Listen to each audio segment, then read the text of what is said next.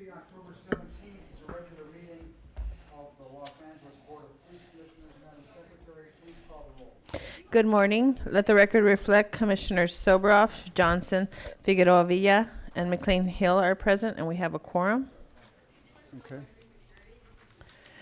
Number one on the agenda, We're just doing the consent agenda. calendar items now. We have no comment cards, sir? Okay. Do you have any comments on any of the consent calendar items? No, sir. Okay. May we have a motion for approval of the consent calendar items? I'll move items 1A, B, C, D, E, and F. We have a second? Second. All in favor? Aye. Okay. Let's go to Thank item number 2A, please. We're on item number 2, regular agenda items. Hold on for a second. You want to check and see how many? Hold on. We're going to check right now.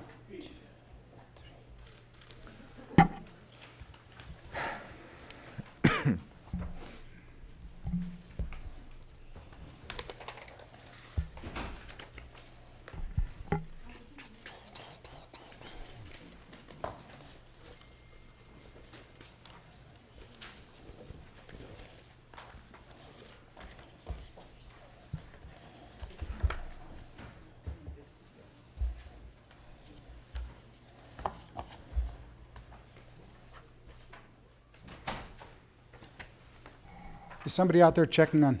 Yes, sir, they are.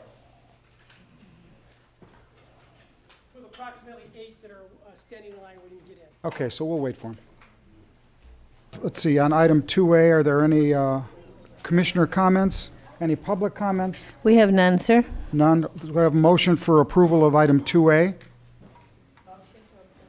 Second, all in favor, 2A? 2A? Aye. Okay. Item 2B? Any comments from any commissioners? No report necessary. Any public comments on item number 2B? We have none, sir. I'll move item 2B. All in favor? Aye. Aye. 2B is approved. Item 2C, are there any comments, suggestions before we go to public comment? Commissioner McLean Hill? Yeah. That's the, no, I don't believe so. That's the, Okay. Do you want to, any public comments? We have one public comment card on 2C. Okay. We have Mr. Novick, and this is relative to the relative to the Blake Justice Consent Decree, fiscal year 2016-2017 annual report. Yeah, I had a comment on the on your consent items too. I want to, and I'm going to make it, even though you went ahead and approved them without waiting for hearing public comment. On 1A, you're receiving a donation from the Los Angeles Philharmonic Association to the Metropolitan Division Cadet Post, and I think this is an example of the outrageous Sir, I need priorities. you to be on topic. 1A is over. That's all right. So you can come back at public You comment. didn't accept my comment card, and I'm making the comment. So you want to go, this- you want to stay on topic, or you want to This is on the topic of donations to the LAPD from the Philharmonic, because it is an example of the ridiculous priorities you have, that you're taking money from the Philharmonic Association You have a for comment on the item discredited number cadet program. 2C? Yeah, on 2C, I don't consent to your consent decrees, and I don't consent to the way you run these meetings, and I don't consent to the outrageous attitudes that you have towards the public. You need to hear from us before you take action. You cut down your comment period on the drones and got a report before you took them in. So people don't consent to that. You don't have the consent of the governed to the kind of government you run in this city. And I think it's outrageous that you're refusing to listen to the comment I want to make. The idea that the Philharmonic Association, which is supposed to uplift people with classical music, is Want to get donating back money on- to the on police 2C, or do you wanna department. waive the rest of It your should be time? the other way around. No, month after month, I've come here and commented on the money you get in addition to your outrageous budget, that you take more than half the money of the entire city of Los Angeles for the police department, and on top of that, week after week, without discussion, you take money from charitable organizations to feed the... Okay, next, any other speakers? Okay. We have no other speakers, sir. We have a motion for approval of item number 2C. No, he had no time left because he was off topic, and I gave him a warning. I will, Next. I will move the item. Okay. Do we have a second? Okay, we good? Okay, all in favor? Aye. Okay. Okay, so let's go to item number 2D. Item number 2D, Executive Director's verbal report to the status of the development of a policy regarding the release of video in critical incidents. Mr. President, as an update, we are working with the Inspector General's office on reviewing policies from around the country and also with the City Attorney's office as to the current state of the law in California on video and how it can and when it can be released. And we would expect a draft policy before this body within 30 days. Okay, any questions of the executive director? Okay, let's move to item number, Oh, we have public comment. oh, yeah, I'm sorry, public comment on, We have 4 comment cards. We have Mr. Novick, General Jeff, Tiffany Guerra, and Hamid Khan. okay. Mr. Novick? I think that it's all well and good to wait for the suggestions regarding a policy on the release of video in critical incidents, but I want to point out that you've never released a video of Waukesha Wilson. You have hundreds of videos of critical incidents that you need to go back through and release to the public whenever this policy is adopted. You have a lot of deaths on your hands and blood in your hands to account for, and the video needs to be released as soon as possible and immediately and retroactively on all the cases that the LAPD has taken lives and done nothing about them. The city attorney has done nothing about them. The district attorney has done nothing about them. The police commissioner has done nothing about them. Occasionally you find them out of policy and you still do nothing about them.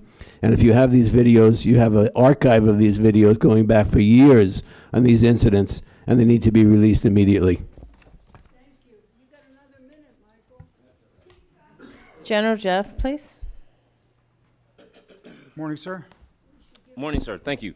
My name is General Jeff Skid Row, community activist, and there's a lot that needs to be listed and identified in this actual report. Everything, and we're talking about specifics, because there's a lot that we, the people, do not know that there's video of. So when it says, it only specifically talks about in critical instances, and how would we know? So, you know, we need full transparency. So it needs to be in that process. It needs to be identified ahead of time so that we can be fully aware of what's going on. Also, as the previous speaker mentioned, instances of Waukesha Wilson, where we know there are critical instances, we are not fully aware of all the particular video access. Video opportunities that are there. So how will we even know if there's actual video even available? The language needs to specifically speak to body camera surveillance. You know, whether it's from buildings, from air support. You know, we need to know with all of this needs to be itemized and broken down. And we hope that this will be a thorough analysis in terms of a full, transparent policy, because this is something that's very important. And also, too, how long, once the video is available to we the people, how long will it be accessible to us? And also, too, if it's available, is it available for extraction from whatever database or servers that it'll be provided for us? And also, too, how much will it cost taxpayers in terms of, will the department, you know, have its own server, or will it contract out to a third-party server? Those are monies that are being accrued into this new program that will take away from we the people tax-paying dollars that could go towards something more positive for the community. Thank you. Thank you, sir.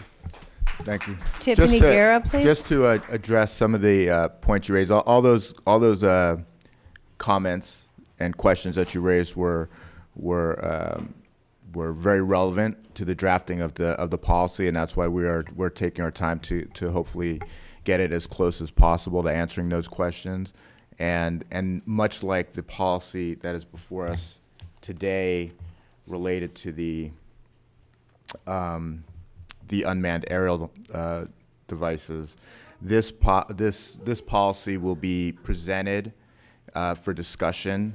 It will be then subject to a review period for a number of weeks to get additional comments and further revision, if appropriate, before it comes back to a final vote. So there'll be plenty of opportunity for you to address those questions if you think they weren't answered in the initial policy. Thank you. Thank you. Next speaker, please. Tiffany Guerra, followed by Hamid Khan.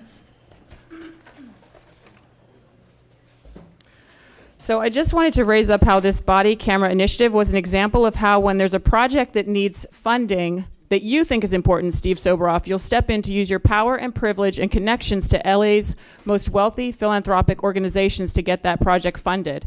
And that's what white supremacy looks like. It's when white folks hoard power and privilege and leverage their position to divert funding not to the communities that need it most, but to city and community projects that they decide need funding, not what the community decides. When the body camera initiative needed funding to get going, you took action to get those funds raised, Steve Soboroff, but not when you hear from organizations like LA Can about how Skid Row needs access to the most basic human services. No, the times we hear you step up is when you see an opportunity to divert more funding from LA's wealthy elites to the police. Since 2002, the Weingart Foundation, that you, Steve, have been on the board of for many years, has given over $700,000 to LAPD. But by the foundation's own statement, grants are not to be made to organizations that discriminate against certain groups or individuals on the basis of race. So it confuses me as to how the foundation can give any money at all to LAPD, a clearly established racist and murderous institution. Body cameras are not for the community. They are for the city in the name of liability, and so the police commission can pretend they are being proactive. They are also for the benefit of corporations like Sprint and Motorola, who have multi-million-dollar deals with the LAPD for the technology and storage of video footage, and whose people sit on the boards of police foundations nationwide making decisions about how police agencies spend their money.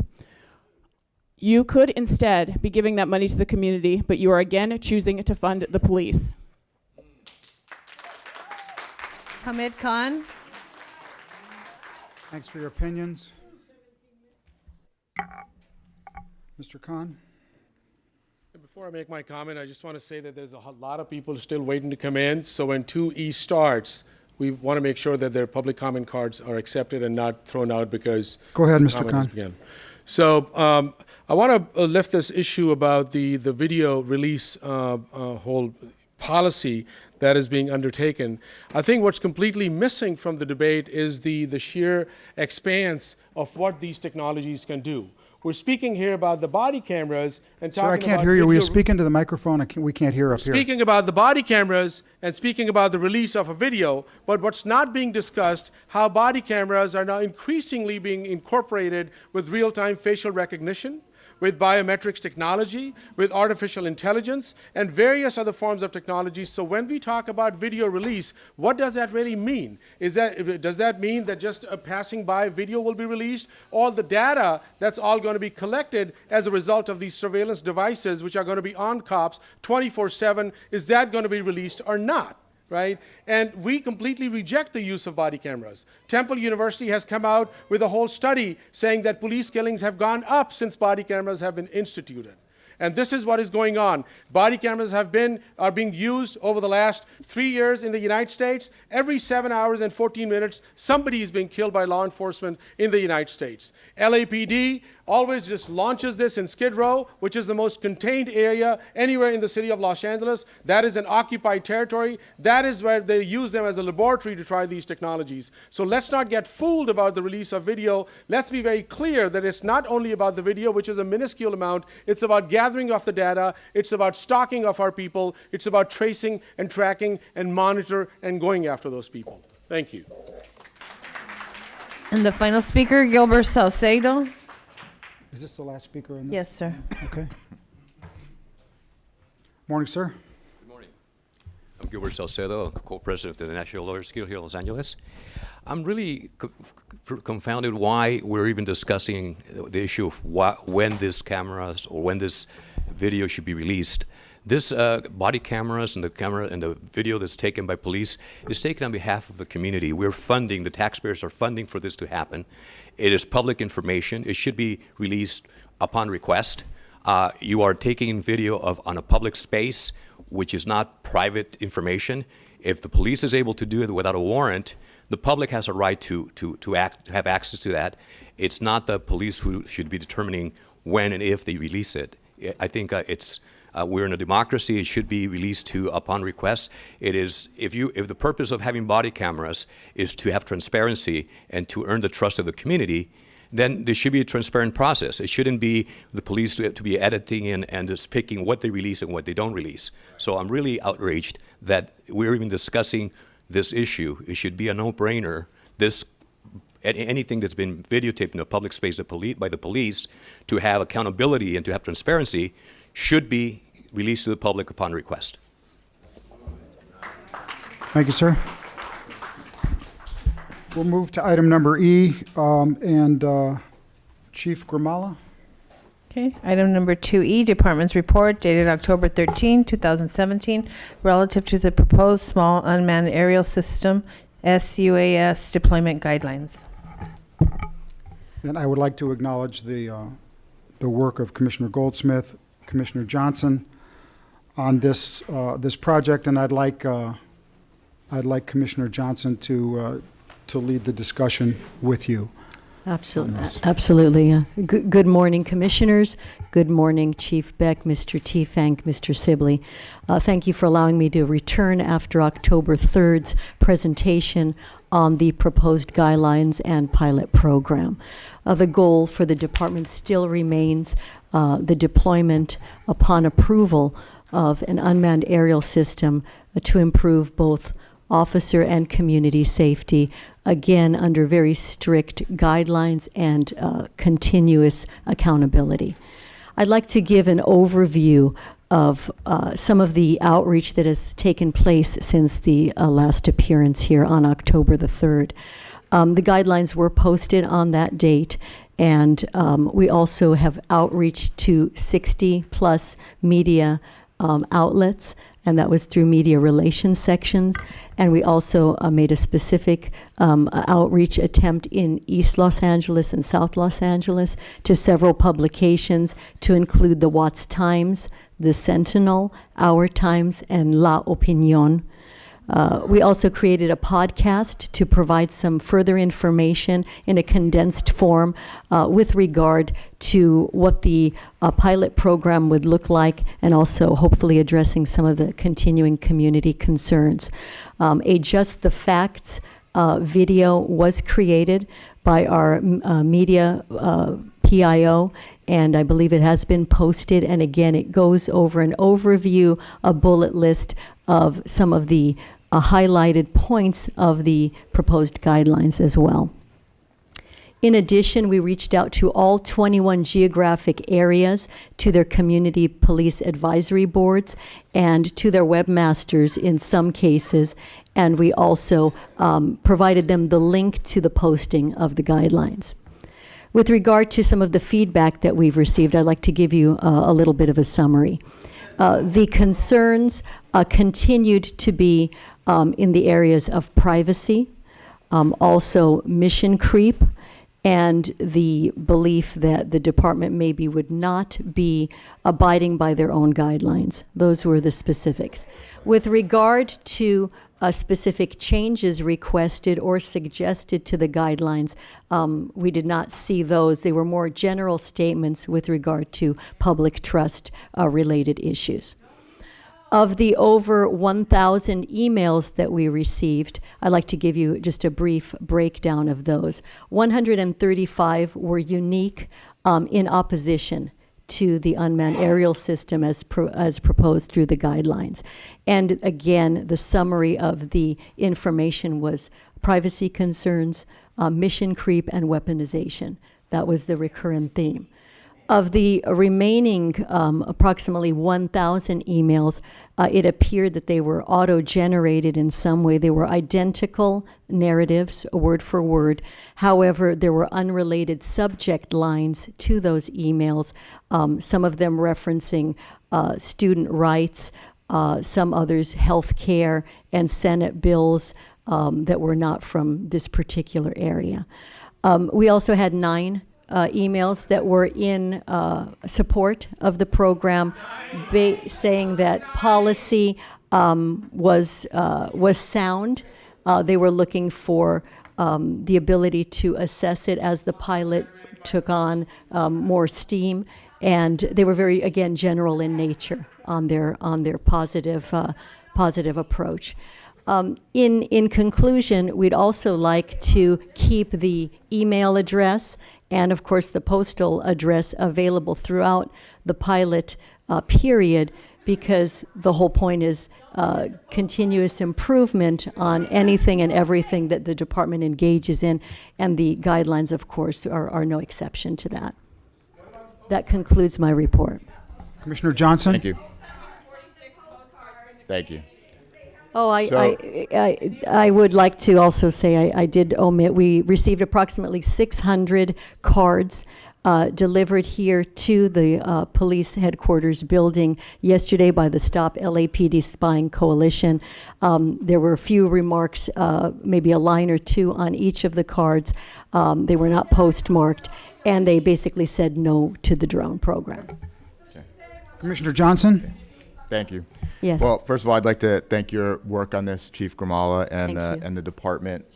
There are a couple of amendments I would like to put on the table. We will vote on them after public comment. We'll hear public comment, and if any of my fellow commissioners have any additional changes beyond these, we can consider those as well, of course. And then if there are any additional thoughts after public comment as well. The two changes, first relates to the documentation and inspection procedures on page 4. Yes. So at the end of the second and third paragraphs, to add "and the Office of the Inspector General." I think it was implied by all of us, but we want to make it crystal clear that the Inspector General will receive copies of all of these reports as well. Understood. And as a related matter, I would like to direct the Office of the Inspector General to review the deployment logs on a monthly basis to ensure the program is complying with the guidelines, and report back to the Office of Special Operations Commission liaisons. In addition, at the conclusion of the year-long pilot program, to conduct a full audit.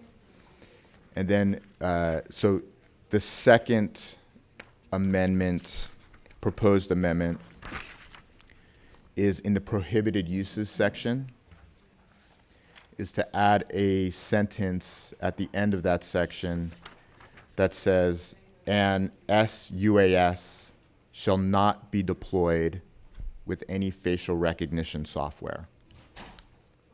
Understood. So that, I don't have any further comments related to the draft policy. Any other? Sure. Both, or? Okay. Okay. So here's what we're going to do if you want a chance to speak. If you don't want a chance to speak, I'll clear the room. So here's the way we're going to do this. If you disrupt the meeting, just listen up. This is what's about to happen. So if you would like a chance to speak, then you can not disrupt the meeting. So here's what's going to happen. Exactly what's going to happen. I want to give you plenty of warning. If you disrupt the meeting where we can't hear or we can't proceed with the meeting, we will take a recess. Then we will have the room cleared. And then those who are able to come back into the room, if there is another disturbance, then we will clear the room for the remainder of the meeting. Okay. Okay. Okay. Any other commissioner comments at this time? No, sir. So I think we can go to public comment on this Okay. item. We have public comments? Yes, sir. We have 36 comment cards. Okay. The first 3, Adam Smith, Jerry Dietrich, and Akili.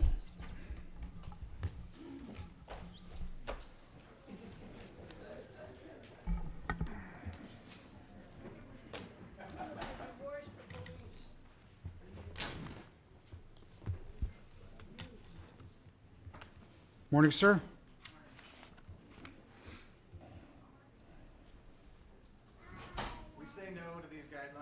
Wait, hold on for a sec. We'll start your time over. Mic's on. Okay, we'll start over. Go ahead. Sorry. We say no to these guidelines. We say no to this policy. We say no to these drones. We've seen the history of the LAPD. We have seen their mission creep. We can listen to policy and we can listen to guidelines, but at the end of the day, who can we trust to do what's in the interest of this community? In 2014, when police officers sabotaged cameras on their own police vehicles, who were we supposed to trust then? When the president of this commission withheld knowledge of that from the public for 8 months, who were we supposed to trust? Whose interest does this commission really serve? Does it truly serve in the interest of our community? Or does it serve in the interest of a police force that habitually abuses its power? Does it serve in the interest of Brennan Glenn's daughter? Or does it serve in the interest of the police force that killed her father? Does it serve in the interest of Azelle Ford's mother? Does it serve in the interest of Jesse Romero's little brother? Or does it serve in the interest of the police force that time and again uses and abuses these policies, uses and abuses these guidelines to terrorize the community? How can we take LAPD on their word on this? Further militarizing any police force is wrong. Further militarizing this police force is reckless. Don't be reckless. Please don't be reckless. Say no to these drones. And fire Chief Beck. Jerry Dietrich, please. Thank you, sir. My name is Jerry Dietrich, and I'm with Stop LAPD Spying Coalition. I want to remind you that this commission is here to listen to the concerns of the community. I'm here once again to ask that you not allow LAPD to use drones. There are a number of reasons not to let LAPD use drones, and other speakers will state them.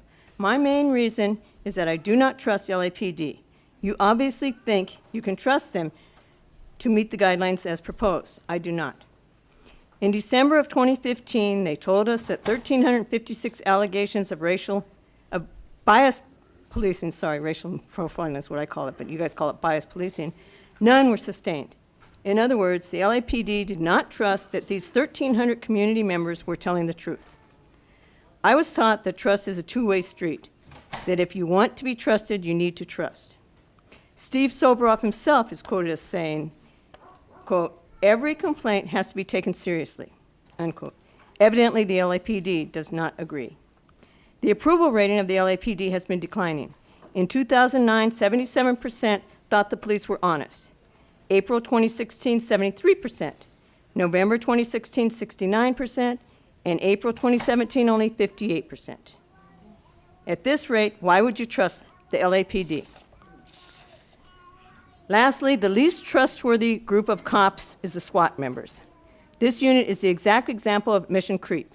When they were instigated, we were told that their use was for hostage situations and outgunned incidents. Today, they are used to execute warrants on nonviolent drug offenders. You couldn't have picked a less appropriate unit to be responsible for the SUAS. Once again, I want to remind you of your website, quote, "Commissioners' concerns are reflective of the community at large," unquote. Akili, followed by Paula Miner. Good morning, and thank you all for being here. This is an important issue. Unfortunately, the people who will make the decision don't see it as an important issue. They are going to make the decision not based upon what we say or what's been said by the public. They are going to make the decision because they are here to protect an institution and the people in it. That's right. They have no interest in really doing what we say or want them to do. If they did, they would have already acted. So, we know that this police force is not trusted. We know that this police force, if given a pencil, will turn it into a weapon. We know this police force wants more money to oppress and control communities. That is what they are here for.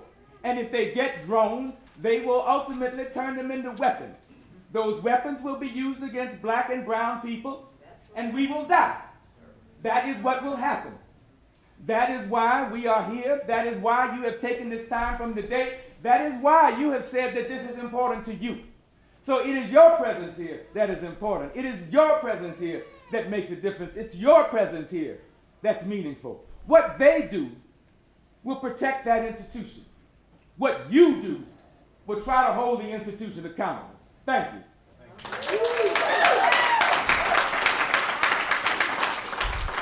Paula Minor, followed by Robert Suker and Audrey George.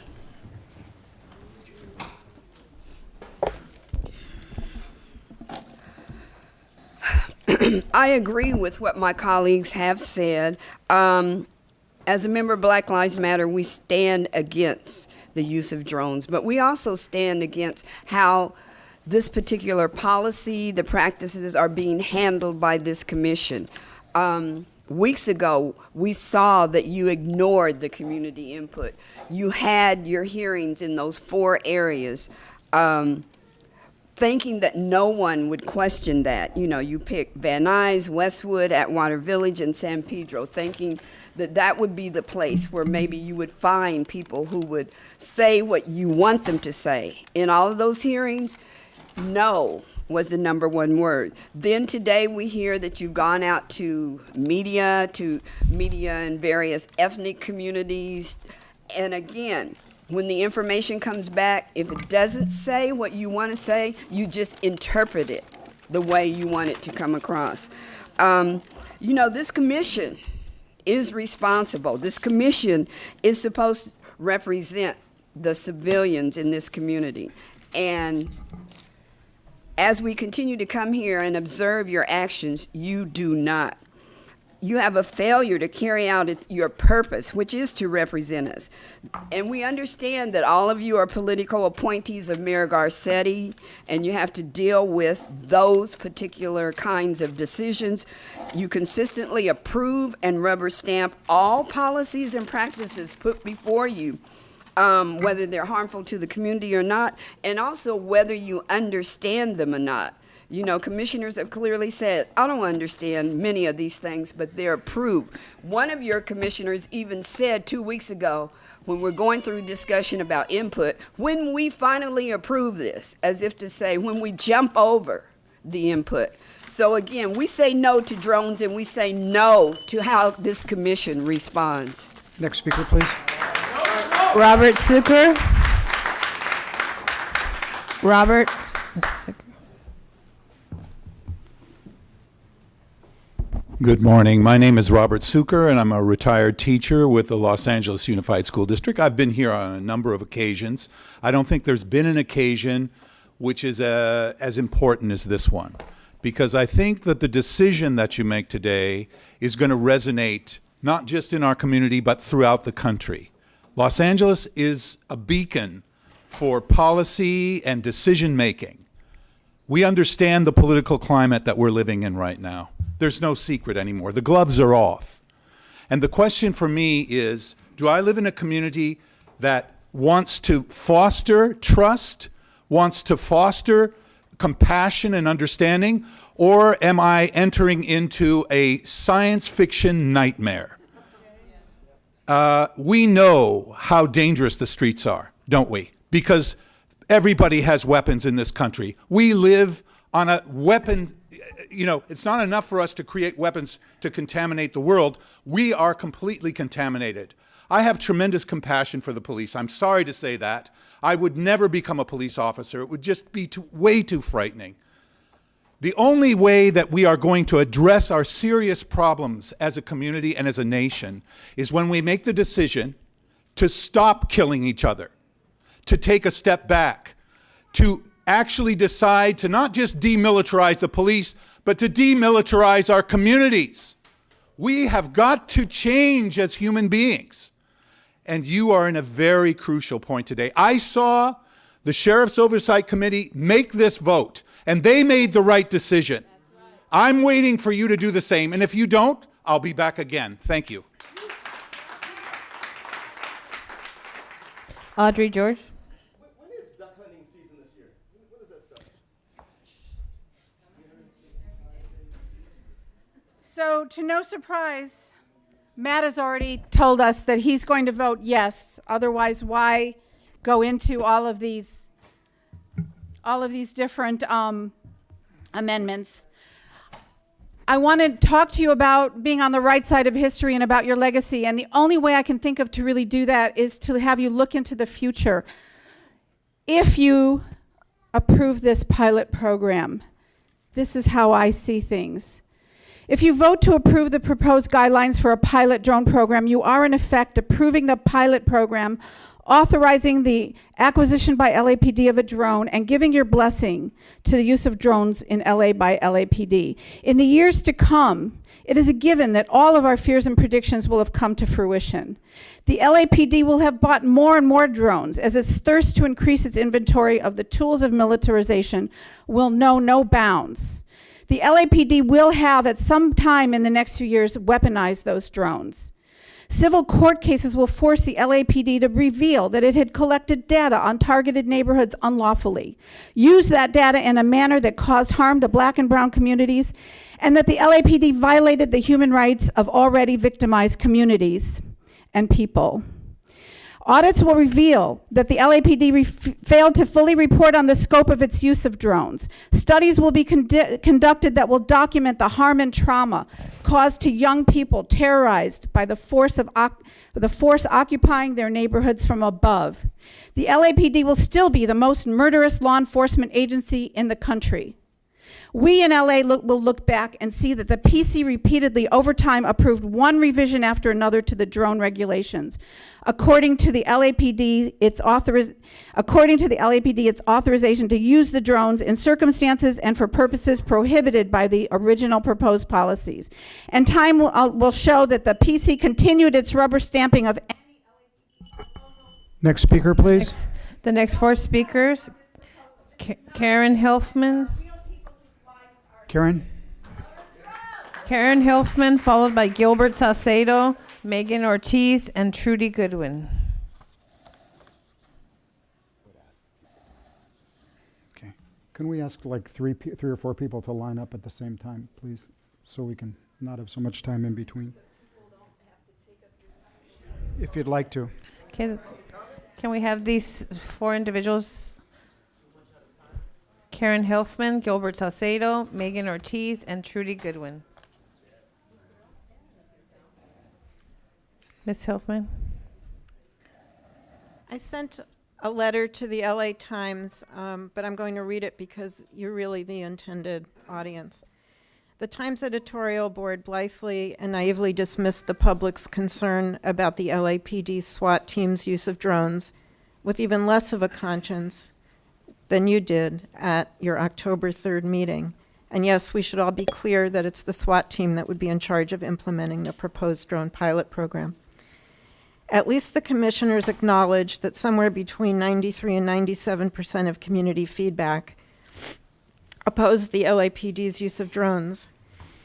You also know that mission creep and militarization are real, with the expanded use and role of the SWAT team over the years being a perfect example. You're also aware that promises of transparency made by the LAPD are too often promises never kept.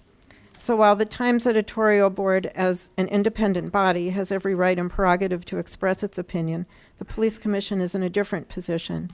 You know the LAPD's use of drones is not inevitable, despite the advances of technology, because you have the power to stop it. You know the drones will be utilized disproportionately to further intimidate, terrorize, and traumatize communities of color. You remember that Seattle canceled its drone program and that the LA Sheriff's Civilian Oversight Board voted just weeks ago to ground its drone. As a body that rubber stamps whatever the LAPD's heart desires, you're undeniably caught in a crisis of conscience. For the sake of the civilians whose interests you're supposed to represent, protect, and serve, please, commissioners, you need to reject the use of drones in LA.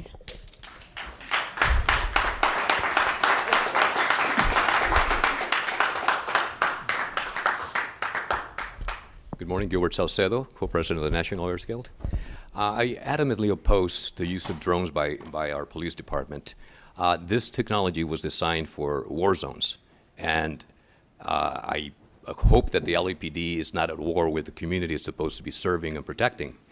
Our communities have rejected this use precisely because The LAPD has proven to be untrustworthy with the technology it already has. We have hundreds of people that are being killed every year by police officers without accountability, without being held accountable. We cannot trust them with this new technology. They already have too much technology. They're not using responsibly. This technology makes it a lot easier for the police department to violate the civil rights of our community. It can easily violate the Fourth Amendment of the Constitution, which guarantees to be free of unreasonable searches and seizures. It also can easily infringe on the First Amendment right to freedom of speech and freedom of assembly by creating a chilling effect on people who are dissenting and protesting, making them wary of whether these drones are going to be taking their information and facial recognition technology has been stated earlier, and this impermissibly infringes on the first right of freedom of speech. Our community has spoken against this policy, as the data that was released in the report earlier. And 3 years ago, when these drones were first made known that the LAPD was acquiring 2 drones from Seattle, the community signed petitions. We have a cross-section, thousands of people signing petitions opposing the use of drones, submitted to the LA Police Commission and to the LAPD. Back then, we had a statement from Chief Beck saying, we will not sacrifice the trust of the community for a piece of technology. And now here we are 3 years later. Where are those words? Are we going to stand behind those words? Are you going to be faithful to the trust of the community? Thank you, sir. Megan Ortiz. Can I get that clock to go back to I 2? will. Thank you. Good morning. My name is Megan Ortiz. I'm the Executive Director of el Instituto de Educación Popular del Sur de California, IDEPSCA. I'm a Boyle Heights resident. I'm a mom. I work every year with over 1,000 domestic workers and day laborers across the city of Los Angeles. And I can tell you that the community outreach of this Spanish monolingual population didn't reach them. I can tell you that in a city where the LAPD is currently looking at revising Special Order 40, that is supposed to create trust between immigrant communities and the police, the fact that there is this push through of this pilot drone program really is proof positive of how disingenuous the veneer of sanctuary city status is in Los Angeles. What this is not community safety. This is nothing less than state-sponsored stalking. For immigrant communities who are coming here looking for work on a daily basis, this is the same technology that is following them as they come here with their families to work, to live. So basically, you want to expand the border surveillance throughout the city of Los Angeles. This is why I, as a mother, Boyle Heights resident, and community member who works with thousands of day laborers and domestic workers, say no to drones in Los Angeles. Thank you. Trudy Goodwin, followed by Tiffany Guerra, Mimi Soisik, and Courtney Eccles. Just for the record, I want to let you know that when I sign a petition that is an auto petition and I say no to drones, it is no less valid than the petition I signed to say no to sexual abuse of young girls under the care of cadets. It's the same damn thing. No means no. I am Trudy Goodwin, a resident of Los Angeles, Council District 6, and I'm an elder in the Black community. I come here this morning to say no to drones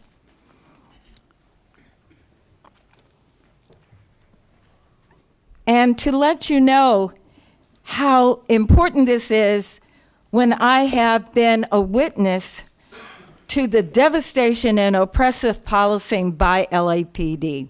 I vehemently oppose the use of drones by law enforcement and other public agencies. There are those of us who are residents for the past 50 years plus that can tell you something about what the police says that they will do and what they actually end up doing. 50 years ago, we were told that a new program was going to be implemented called SWAT. This program was going to go after high-level criminals. They were going to protect us in these times when folks were being mowed down, similar to what happened in Vegas, right? What we find now is that the SWAT teams are not used for that generally. They are used to go into communities 1,000 times to get folks that are just for minor your comments. drug users. The next three speakers, Tiffany Guerra, Mimi Soisik, and Courtney Eccles.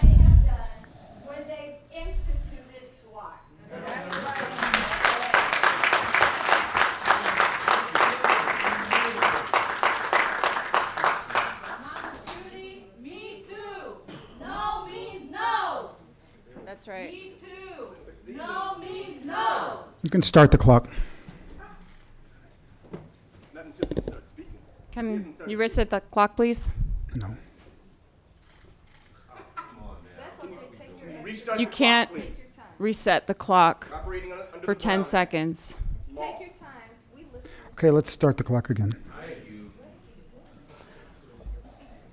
So I've spoken many times about drones here, but one thing I wanted to raise, and that was in regard to LAPD's podcast about drones. There was a moment when Assistant Chief Germala and Josh Rubenstein, who I think is in this room as well, talk about the fears people have of drones being weaponized, and they laugh about it. And then you, Germala, said, "We see enough science fiction movies. You can understand where people would say, oh, you're going to put a gun on it." So your indication there is that it is so far-fetched that drones might be weaponized as to be science fiction. But drones are weaponized. So you're laughing about that and indicating that it's completely unrealistic is the height of irresponsibility, and it's just gross. Drones are weaponized. They are weaponized in other countries like Pakistan, and they are weaponized here in the US, in North Dakota, for example, where they can be armed with tear gas, rubber bullets, beanbags, pepper spray, and tasers. Considering pepper spray was involved in the recent death of a person in the Men's Central Jail just a few weeks ago, and tasers have contributed to the deaths of folks in LAPD custody, I'd consider drones that carry those items as being weaponized in real life, not in science fiction. When we consider how the footage that will be captured by drones will be kept in the same system that uses facial recognition software, which is less accurate with black faces, by the way, and that will be connected to other databases and to Palantir, we see just how having one's image captured and kept in a database by LAPD is a way in which drones will be weaponized. Every piece of technology that is used by a white supremacist institution, that's you all, to track and surveil and further target communities of color is a weapon, and that's what this drone is and will be. So you can chuckle about how that's science fiction, but you are so deeply entrenched in this racist institution also. Your own fellow officer testified in court that you discriminate against black officers. But you instead want to talk in soft tones about how much respect you have for the community. If you respected the community, Next speaker. Mimi Soisik, please. You want to, Mimi Soisik. Not present. a three or Courtney four. Eccles.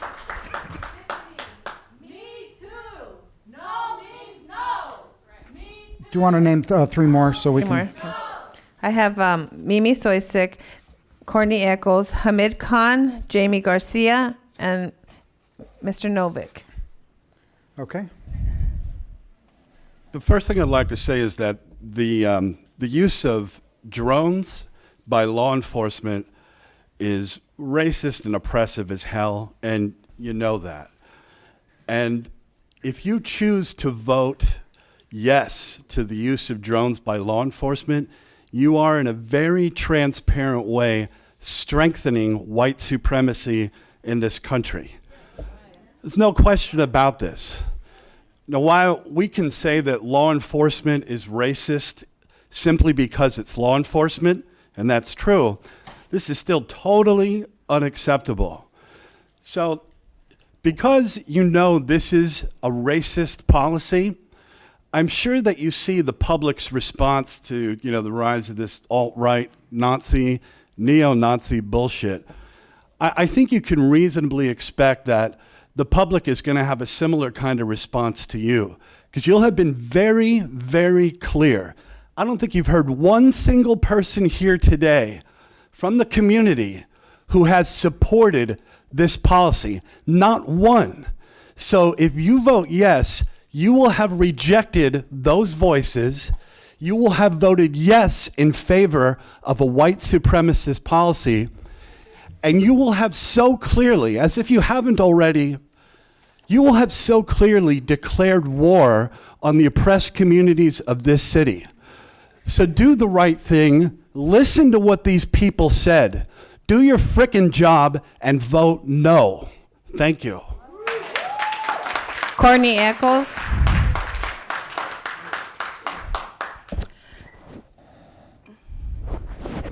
So first, I just want to echo the sentiment of other Los Angeles residents and say that I am adamantly opposed to any drone use by the LAPD. And then secondly, I just want to make note that following community pushback and actions, departments across the nation have rejected the use of police drones. For example, in Seattle, Washington, in 2013, Seattle's mayor ordered the police department to abandon its plan to use drones after residents and privacy advocates protested. Mayor McGinn said he and Police Chief John Diaz agreed that it was time to end the program so the Seattle Police Department could, quote, focus its resources on public safety and the community building work that is the department's priority. Berkeley, California, in 2015, the city council implemented a one-year moratorium on police drones, describing it as a no-drone zone to allow more time to study the possibility of a future policy or a permanent ban. The Peace and Justice Commission first proposed a 2-year ban on drones back on December 18th, 2012, but the City Council referred the issue back to the Commission, the Police Review Commission, and the city's Disaster and Fire Safety Commission for further review.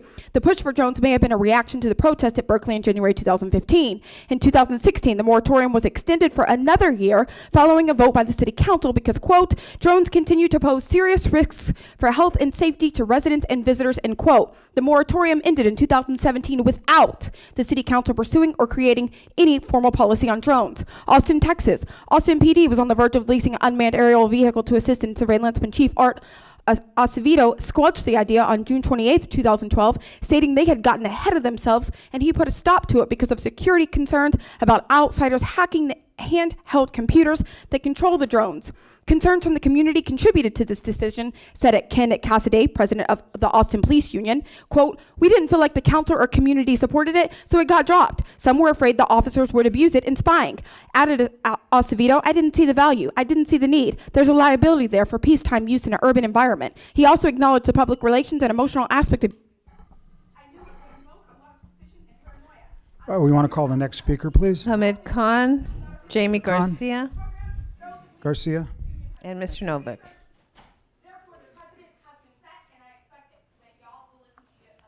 Mr. Khan.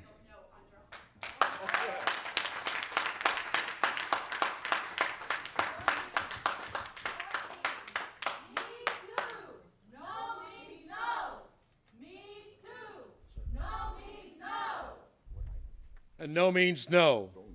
In 2014, Charlie Beck said that he will not sacrifice public trust for a piece of police equipment. On October 12th, Beatrice Girmala said on a podcast that trying to earn the public's trust is the cornerstone, or we can't be out there policing. These are the two, the assistant chief and the chief of the police. So let's look at some numbers. LAPD receives 1,675 emails, only 6% say yes. LAPD receives over 1,100 additional emails, less than 1% say yes.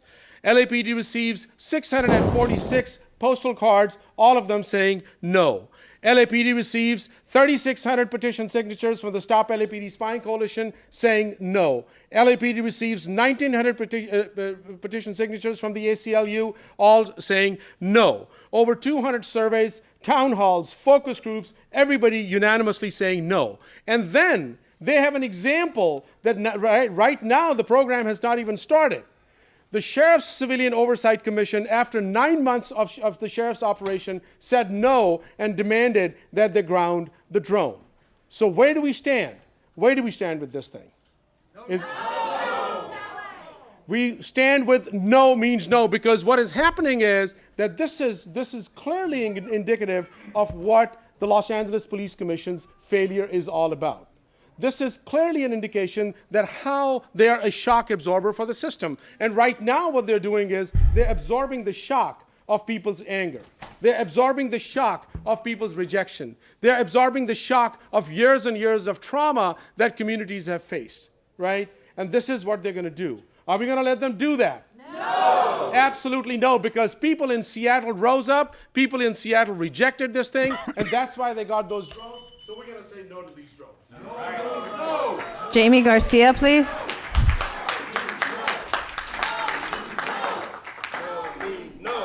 Next speaker. Jamie Garcia, please. Followed by Mr. Novick and Kai Utsumi.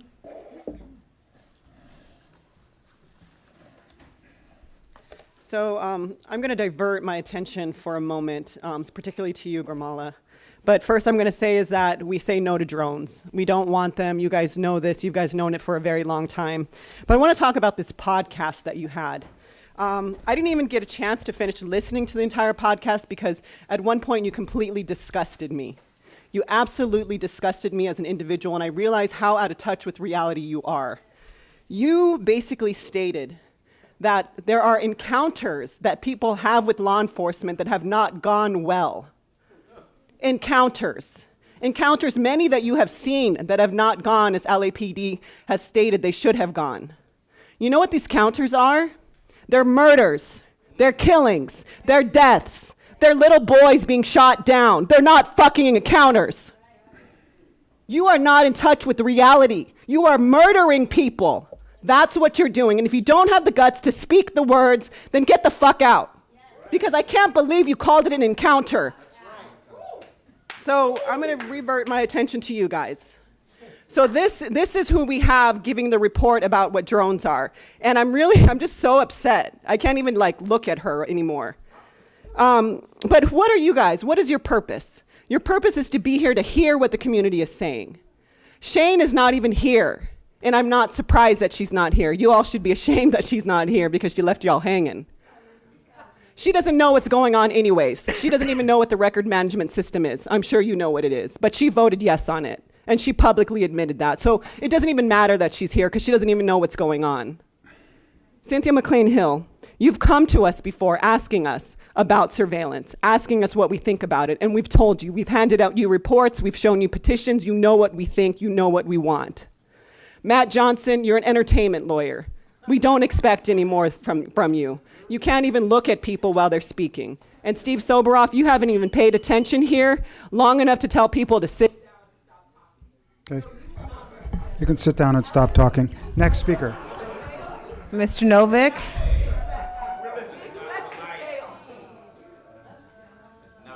Mr. Novick? Mr. Novick?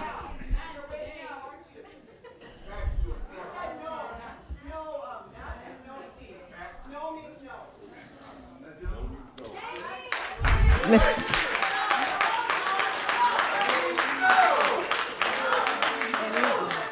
No means no. No means no. No. Why did he go home? I said it. Why did he go home? No means no. And don't you dare disrespect our sister. You can fuck off. That's right. Time back, please. Why did he go home? Can you start? Why did he go home?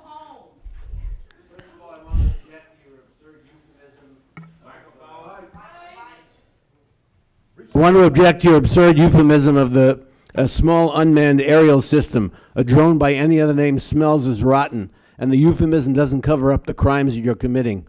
Second thing, I want to point out the unconscious misogyny of the name. It's not unmanned, it's unpiloted, because there's not only men, but all of this is unconscious. What is apparent to all of us is that the LAPD and its board of puppet commissioners considers the public to be a threat.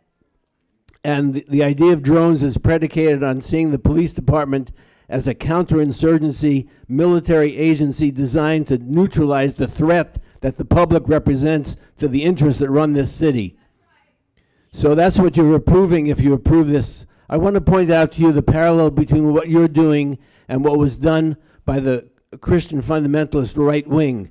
The U.S. Supreme Court ruled that there's an imputed right to privacy in the Constitution under which women have the right to control their bodies and the reproductive systems and the right to a free control of their the possibility of an abortion if they need one. And having taken that constitutional path, the Christian right in this country proceeded to introduce step-by-step regulations and minor little changes, with the result that women have been denied their right to that privacy and to that abortion and the control of their bodies. And that's exactly what you're doing here. This is the foot in the door. It's the camel's nose under the tent. And you're approving, when you approve this, you're approving militarized counterinsurgency policing. Don't have any doubt about it.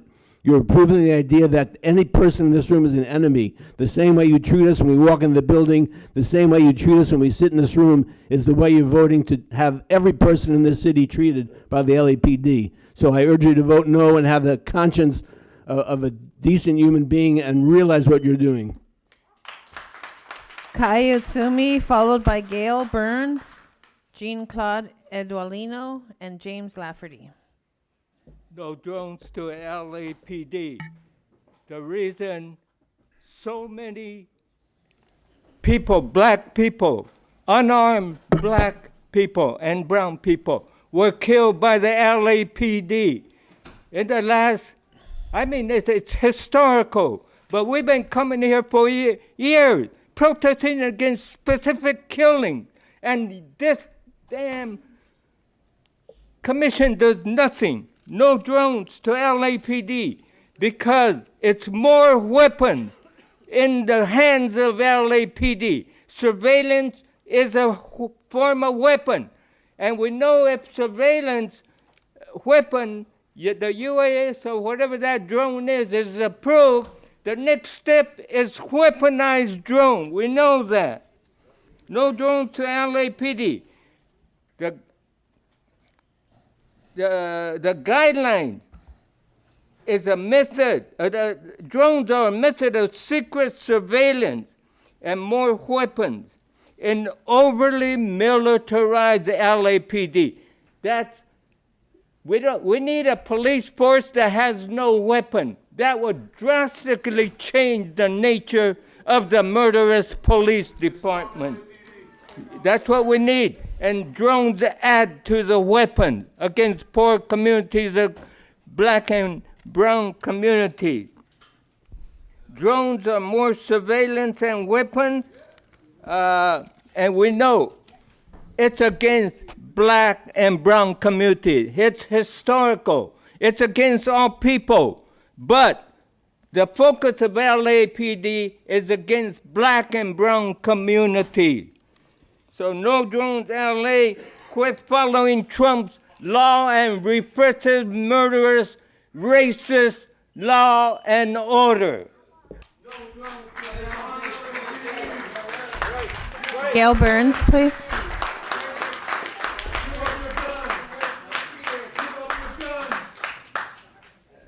Good morning. Hi. My first comment is that I really have no comments. The people that have been ahead of me have stated everything that I could say. Only, I must admit, they did it better than I could. My thing is, I want to ask a question. If these drones become part of LAPD, we already have a sizable amount of money that is spent backing up LAPD's indiscretions in the courts. Are we going to pay for drones to implement them and then also pay all the legal fees from all the lawsuits that will come forward with these? Thank you. Jean-Claude. Morning, sir. The LAPD must not use drones. It starts with a couple drones for a limited time, and then it becomes a permanent, and then it's a whole fleet of them. At first, it's just cameras, and then it'll be non-lethal, and then it'll be drones used to kill people in the U.S. just like they are used overseas. To stop this creep, these drones should not be deployed now. The deployment of drones is more surveillance, oppression, and militarization by the most murderous department in the country. This does not address the underlying root cause of crime. Drones and militarization are a gross misuse of resources that should be spent on housing, healthcare, and education for all, among many other things that will actually serve the community instead of oppressing us. There is no community demand for the use of drones. In fact, the community rejects their deployment as shown here today, and any time they're surveyed and their voice is actually heard. The Commission must listen to the community and not act as a rubber stamp for the police department. If this community votes for the deployment of drones, it will be another clear example that you are for the oppression of the community and serve the police and not the people.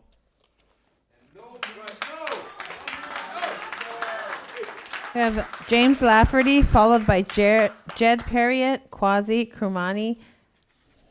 Would you set it at 2 minutes, please? Sure. Jim Lafferty, director of the Lawyers Guild in Los Angeles. You know, I Sir, it's, we'll start your time again, but it's hard to hear you because you're not speaking I'm sorry. into the microphone.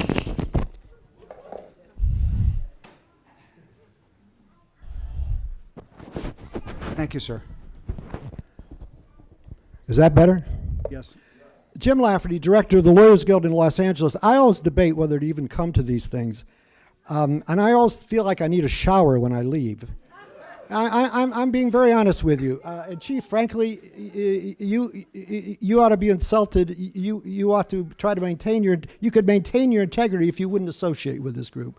Everybody knows what this is. There's no secret here. Everybody knows what you're going to do. Everybody knows what you're going to do every damn time something is brought before you. One could get rich predicting what you're going to do. Nobody would take the bet. That's how obvious it is. Just like it's obvious about the creep that's going to come in when you put in this program, like your SARS program creep, like every damn thing you've done creeps over into unconstitutionality. We know that. You insult the community. I don't know why the community bothers talking to you, because the only thing that matters to you folks are what happens in the streets. That's what the good people of Seattle understood. That's what the people of LA are coming to understand. If you go ahead and do this damn thing, I'd advise you might want to read Kylo versus U.S., a Supreme Court opinion that says the very drones you're talking of using, in fact, are unconstitutional. But go ahead. The Lawyers Guild will be happy as hell to sue you when you do it. And all of those people sitting there will be happy to be plaintiffs. Use your head for once. Find some integrity if there's an ounce of it left in you. Do what the community is asking you to do. You did your own damn surveys and it told you what the community wants. You don't give a damn what the community wants. Why do you continue to insult them by even holding these meetings? The only reason you hold them is because you're required to do so by law. You don't really care what anybody here is saying. Shame on you, shame on you, shame on you. And you made a promise, Chief. You made a promise to the people of this city. You said there would be no drones. Now, are you going to keep that promise or not? I'm asking you directly. Are you going to keep that promise or not? If you don't,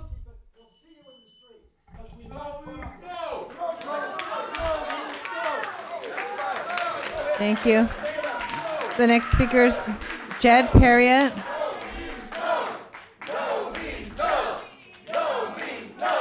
Jed Perriott, followed by Quasi Krumani and General Jeff. Mr. Gamal, let me explain how absurd your podcast was. Just give a history lesson here. You know, in the 1960s, the LAPD came to the community with a similar question, whether they should add a single helicopter to their arsenal. A single helicopter. That's it. How'd that turn out? Look up at the sky. How'd that turn out? When SWAT got all that military equipment from the Olympics and said, no, we're just using it for the Olympics. These tanks, it's just for some extra security. You had tanks knocking down people's walls, looking for crack. And what'd you find in one instance? A woman eating ice cream with her children. Yeah, how'd that go?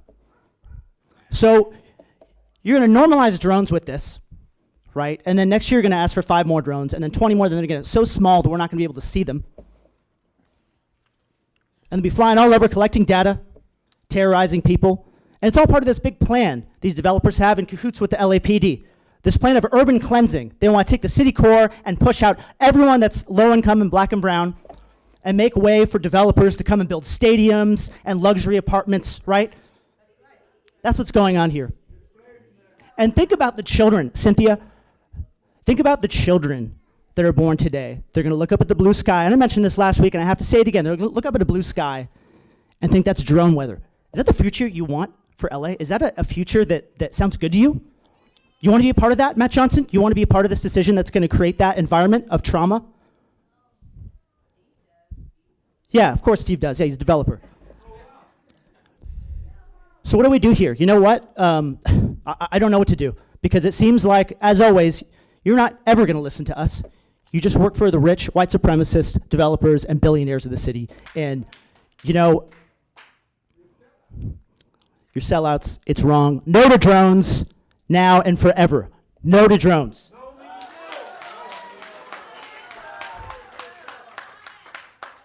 Morning, sir. Yes, my name is Kwasi Nkrumah. I'm the co-chair of the Martin Luther King Coalition of Greater Los Angeles. I don't come out to the Police Commission to address the commission. I mostly come out to address those of you who are activists in the community. We support you because you're right to be here anytime someone has been killed. We support you because you're right to resist the use of all this electronic technology to further control and deprive the population in general of their human and civil rights. So we support you on that. But I do want to say to you that you've got to do more than come out here and catcall people who are sitting up here at this table. I don't know any of these people personally. I have no idea what their personal intentions are of being on this commission.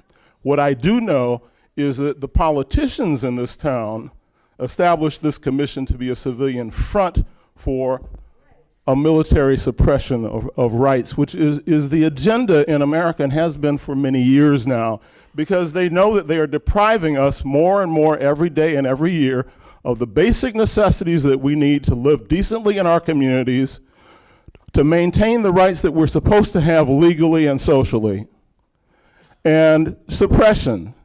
Richard Nixon kind of set the pattern, and every administration since his time has followed it up. You must be about building community power. If you're not building community power, you are not serious about struggle. Get serious.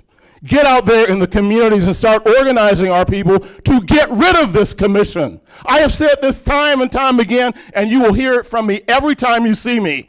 Get out in our community and replace this body. You have the tools to do it through initiative process in the city of Los Angeles, which many other cities do not have.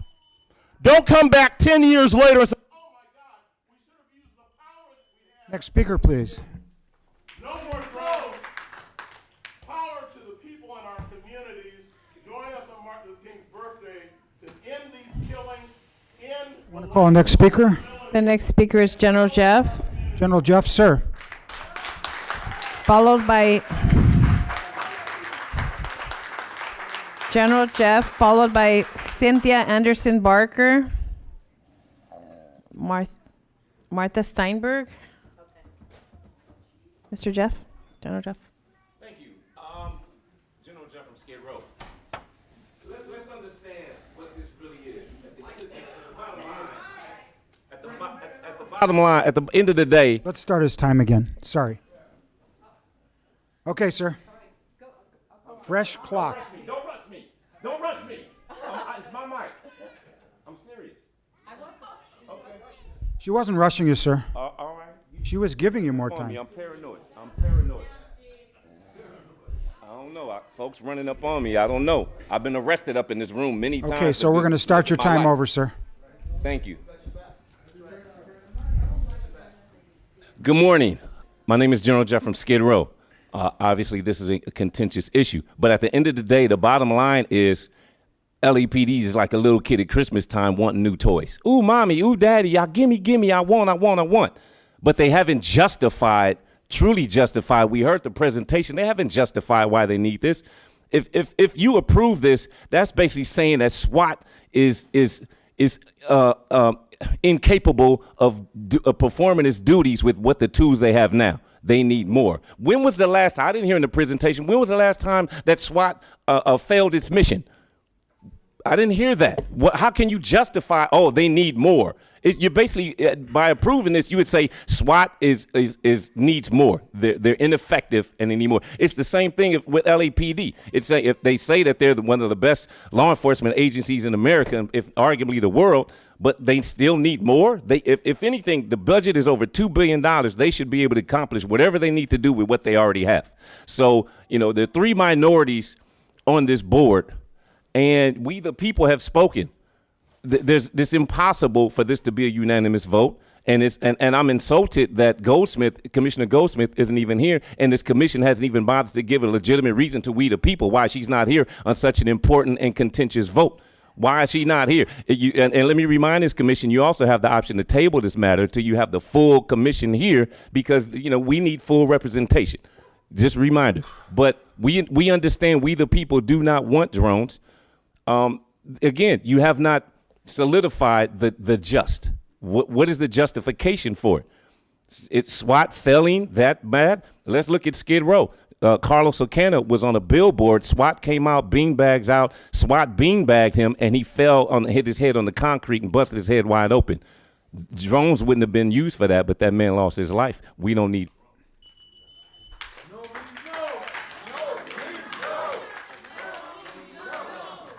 Cynthia Anderson Barker.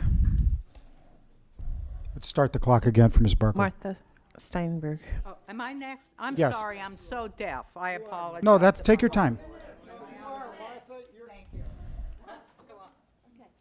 My name's Cynthia Anderson Barker. I'm an attorney with the National Lawyers Guild. And if you pass this policy on the use of drones by LAPD, this policy could be subject to a constitutional challenge.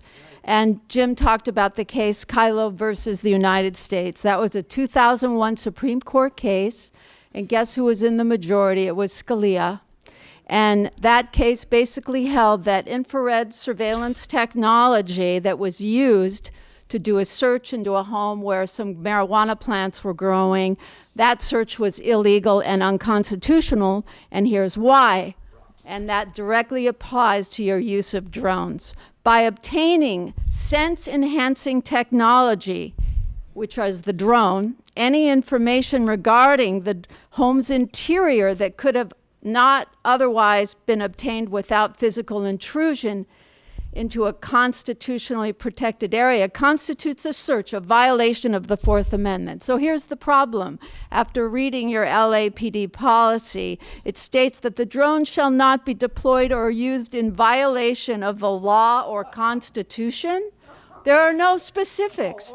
There are no privacy protections in your policy. For example, drones fly low. So they're going to an area where there's an alleged criminal law violation occurring, and they're flying low, and they're flying over someone's yard or protected space, the curtilage, and they can see into the home. And then what protections does an individual have for that law enforcement officer, the voyeur, who's looking at the footage, going into court and saying, wow, Judge, I saw some marijuana plants growing through that window. And so your policy is weak and deficient, and there should be no drones allowed by this commission. Thank you.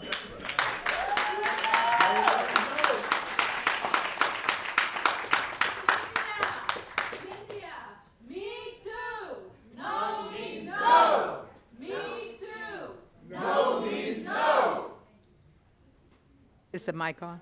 Okay. My name is Marcia Steinberg. I'm a member of Jewish Voice for Peace, and we say no to drones. Flying drones over our communities, the thought of it makes us think about Iraq, makes us think about war. Drones are terror. Drones are violence. They're used in the context of war. And the LAPD cannot guarantee they will remain unarmed. We all know about mission creep. The highly militarized SWAT team, as it said before, has been deployed for low-level offenses. The drones will not be used only in emergencies, as the police profess. We know this. In the past, the LAPD has participated in exchange programs with Israeli policing entities.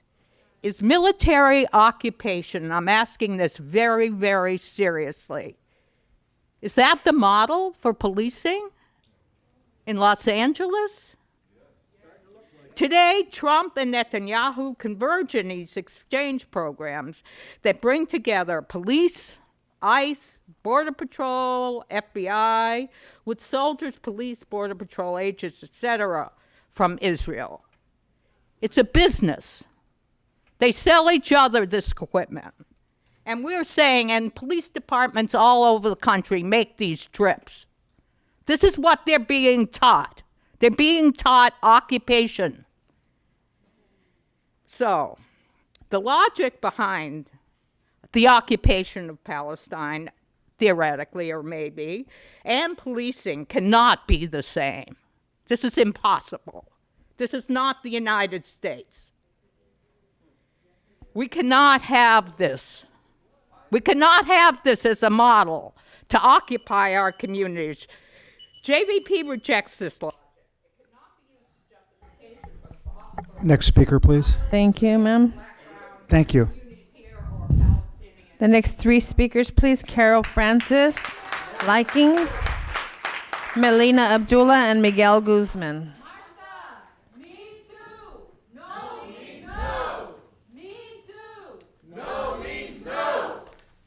Hi, my name is Carol Francis Likens, and I only wish that we lived in a democracy. If we did, every woman, man in this city and the state and the country would be listening to this hearing on their televisions and radios, because every worker in every workplace would be telling their coworkers, tune in, you have to hear this. And then you wouldn't be able to get away with ignoring us. I speak as somebody who, for 2.5 years, was a teacher. And I taught in Watts for most of that 2.5 years, decades, 2.5 decades. So those that you are thinking of targeting with drones were the students that I taught when they were young. There are the people that have enriched my life, the people I love. So the militarization of the LAPD, as we've seen it in the past, the present, and now, possibly in the future if you don't do the right thing, follows the example of the U.S. military killing our sisters and brothers in other countries. The killing of our brothers and sisters in LA. It's all based on the idea that these communities are inherently evil, inherently criminal, and need to be policed and watched and killed. These are the people that I love, and I can't accept this.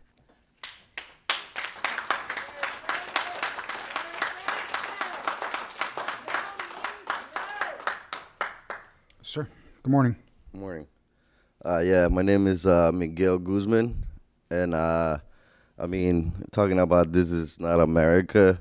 I just came from North Dakota, and we just faced one of the biggest militarized movements that has been here in the U.S.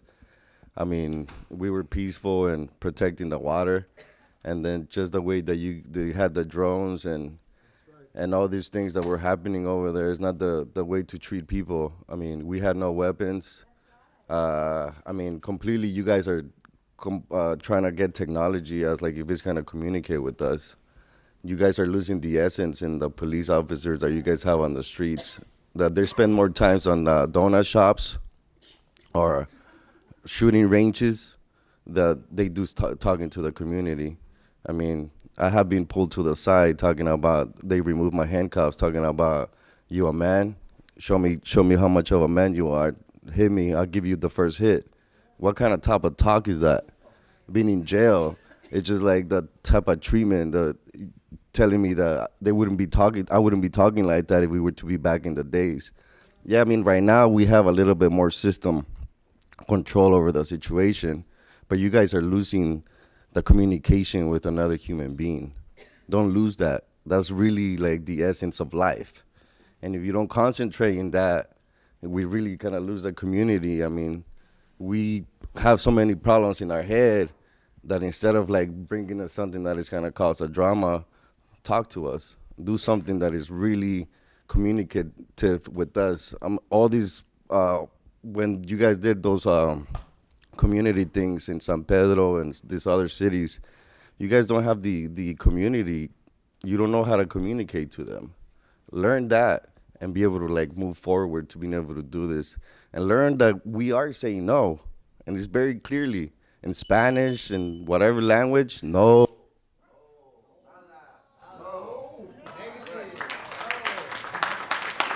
Melina Abdullah, followed by Marcela Hernandez, Mario De Leon, and David Abud. So weeks ago, you already had 5,500 people who were on record opposing drones. You had 1,900 who'd signed a petition with the ACLU and 3,600 who'd signed a petition with Stop LAPD Spying Coalition. And then you went and shopped for yes votes, right? You had these hearings in areas that you thought you might be able to generate support. You tried to go around Black and brown communities, but guess what happened? White people don't want drones either, right? So then what you got over the last, it was supposed to be 2 weeks, but I think you only gave it a 9-day period for feedback. You got another 8 days, I'm sorry. You got another 1,900 folks chiming in and saying no. You say there were 6 yes votes.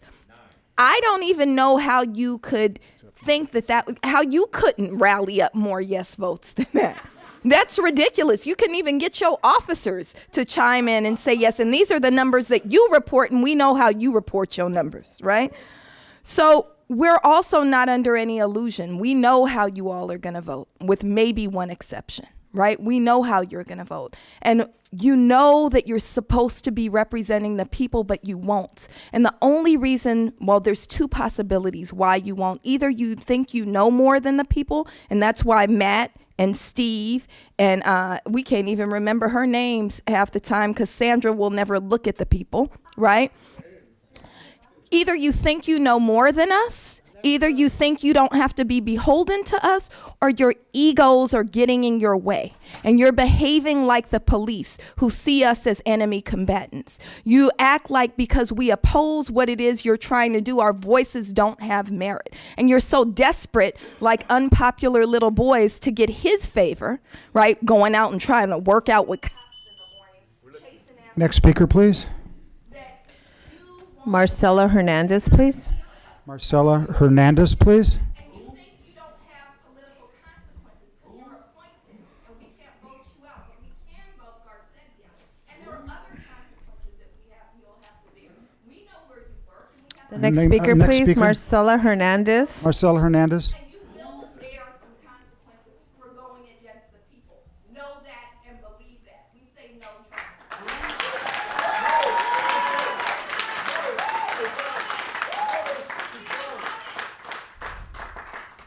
Hi everyone, can you hear me? I'm here with the Immigrant Youth Coalition. We work with undocumented youth and immigrant communities here in LA and all across California. And yes, I do want to echo everything that everybody said. I think if you vote for this, you are also taking a vote against immigrant communities and immigrant youth. Right now, supposedly, LAPD says that they're not working with ICE, but it's not just about, those officers turning people to ICE. There's other ways to criminalize our community first and then putting them in that detention detention and deportation machine and that process. We've been meeting with youth across LA City, and over again, they've been telling us, we want money for youth programs. We don't want more money for police. We know that under the current administration, even an arrest will put you in deportation proceedings, right? So we know that any contact right now in our communities with police, it's already a danger to our immigrant communities. And using this program, drones, that's gonna also be used to criminalize our immigrant communities. I heard from somebody else, right, that Palantir is the one of the corporations that, that information will be shared with. Palantir actually has been lobbying to have a $41 million contract to provide ICE access to our community's information for detention and deportation. We know that this corporation is against immigrant communities. We do know that LAPD, those joint task forces with HSI, which is part of the Department of Homeland Security around supposedly drug and gang operations. We know that Central American youth, unaccompanied youth, are criminalized every day and put in gang databases. And we know that also black youth, immigrant black youth, are also targeted the same way. So right here, we also stand with all of the community in saying that, no, we don't want drones, and that if you do support drones, you're also taking a stance against the immigrant community and immigrant youth here in LA. Thank you. Thank you. Mario De Leon, And after that, followed by David Abud, Nadia Khan. yes, sir. Good morning. Good morning. My name is Mario De Leon. I come from Guatemala, and also like this drone technology actually was started in Central America in the Civil War. So it's kind of ironic that, I'm trying to flee violence from these countries, and yet violence continues to come to me when I come here too. So hold up, I want to take out my phone because I want to take a picture of you to show my kids in the future when they ask me all the different drones that are flying over them, whose fault that was. So also, I really enjoyed math and science, and every time I think about like what I would create to make that so much fun, I would probably create a time machine, but in order to convince people that there's other ways to use technology and never weaponize any of the technology, right? It's such a shame that we have to be convincing people that police and technology go together. And I don't come here to disrespect you. I'm sure everyone here who's a police officer just wants a job like everyone else, but it's really unfortunate that every single time that community comes here to tell you how this technology is being used, you don't care because it's not affecting you every day. So, I have this shirt here showing that people are dying on the border, and it's something that is happening. And I hope that, I really do hope that none of you ever had to suffer death or a loved one that being killed by any technology. And today you have the opportunity to make that change, and we'll see what happens. Thank you, sir. David Abud, followed by Nadia Khan, Joy T. Chand, and Melanie Ochoa. David Abud. Okay, next. Okay, is David Abud here? No, he left. No. Nadia Khan, Joy T. Chand, and Melanie Ochoa, and that's it, sir. Okay.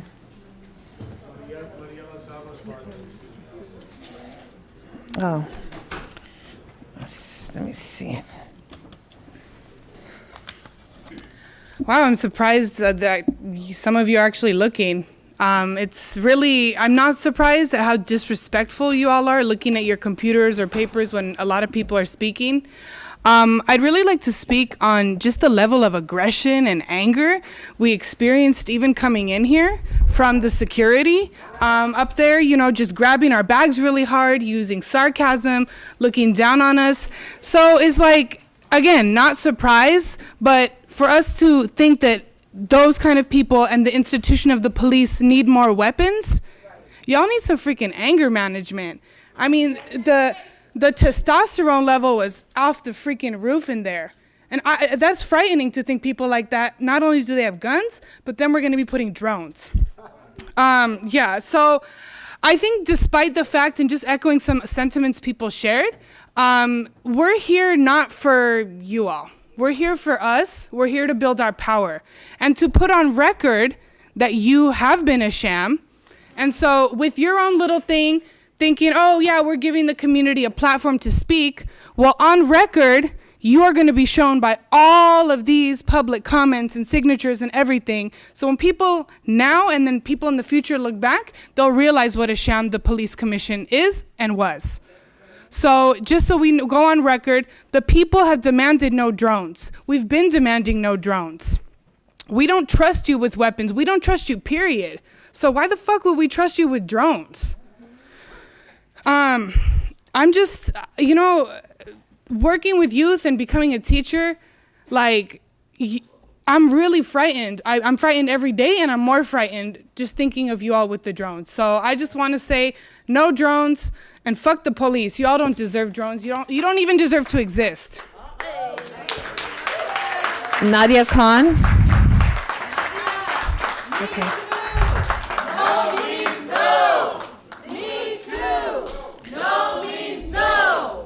Mariela Saba and Joy T. Chan, please.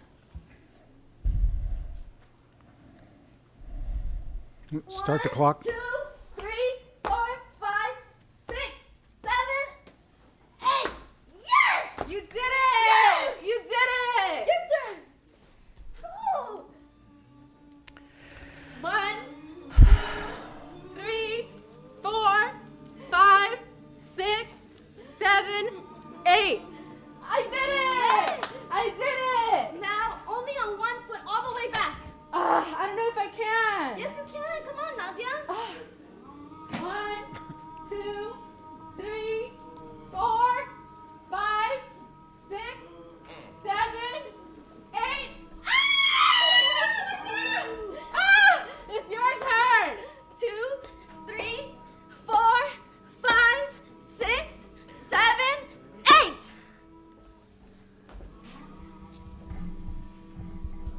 Your turn.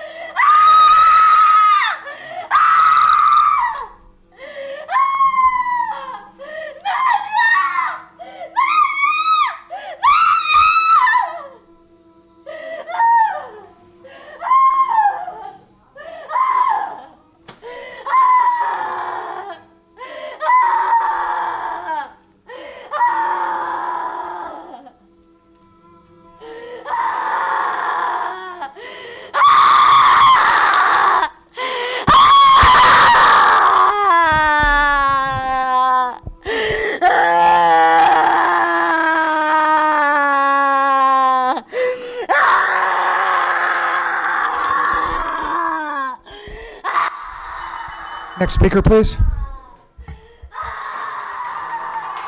Joy T. Chan. Next speaker.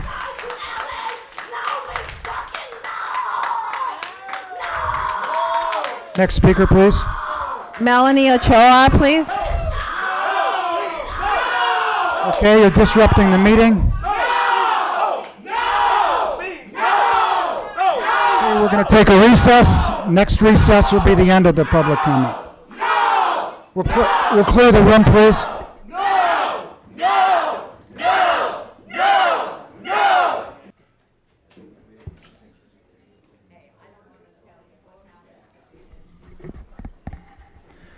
Okay, were there any other speakers? I think there were one or two more. We had Melanie Ochoa. Okay. Melanie Ochoa? Not here? She's Oh, okay. on her way. I'm sorry, I couldn't see. And then we had 2 late cards that are going to be deferred to public comment. We'll give you the full time during public comment. Is this the last last one. speaker? Okay. Good morning.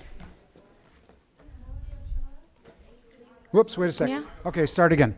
Sorry. Hello. Melanie Ochoa with the ACLU of Southern California.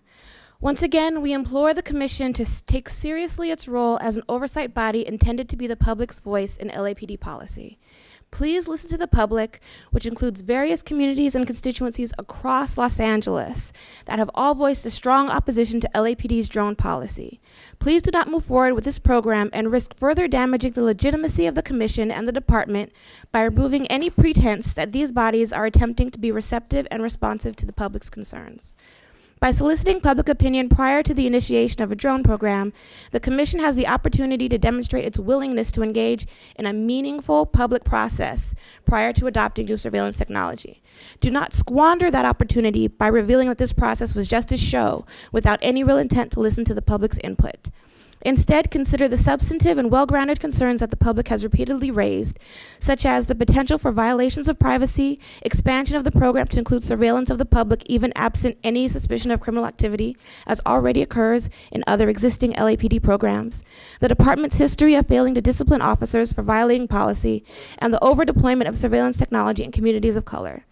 The public's concerns are well-founded, particularly in light of a proposed policy that poses no limits on the use or access to footage captured by the drones, nor does it impose an audit requirement that provides data to the public regarding each instance of drone deployment, all of which would be basic requirements to actually evaluating the use of surveillance technology. Most importantly, if the Commission approves the LAPD drone program over the public's significant concerns, the public would rightly have little faith that this Commission would not similarly approve any further expansion of the program if requested by the LAPD. The stated limitations are not meaningful if the department has but to ask, and they will be lifted. So once again, please vote no on this policy and follow the example of the Civilian Oversight Commission for the Sheriff's Department. Thank you. The end of the public comments? We have no other public comment cards. Okay, on so this let me item. let's say what's going to go on right now. The commissioners will have an opportunity to ask questions or make statements. If they are interrupted and disrupted, so the meeting is disrupted, we will immediately adjourn into closed session and then do that business. We have, I think, 3 items on the agenda in closed session, and then we will come back after closed session, and then we will finish those comments and take the vote. So we can do it one way or the other. Let's start with Commissioner comments or questions. Commissioner McLean-Hill.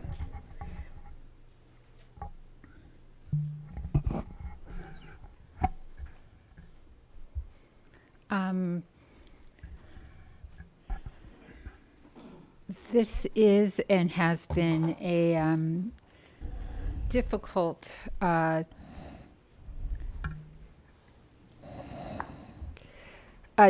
policy to evaluate from my perspective for a variety of reasons. And while it is often stated that people don't know why they come or why they participate, I do want to say that the participation of the public has been illuminating and helpful.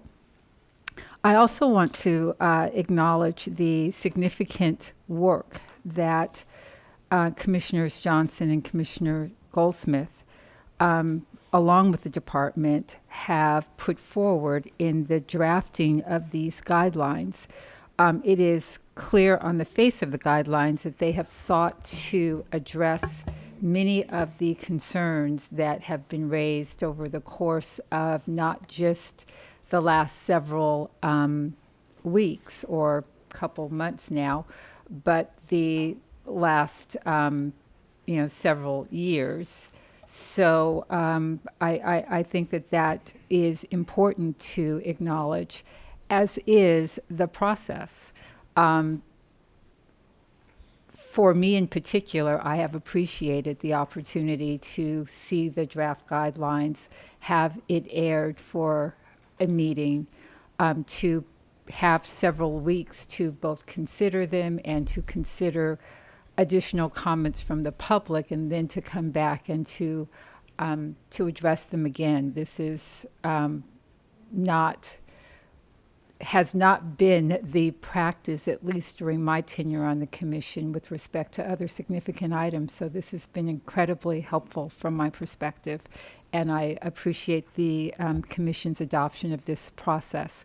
With respect to the, I will tell you why this has been so difficult. I completely, first, I have a personal bias against surveillance of any kind. It's just a thing for me. I'm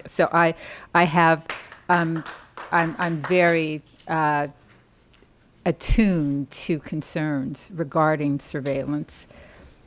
There's also an inherent tension between state power and individual privacy. It just is.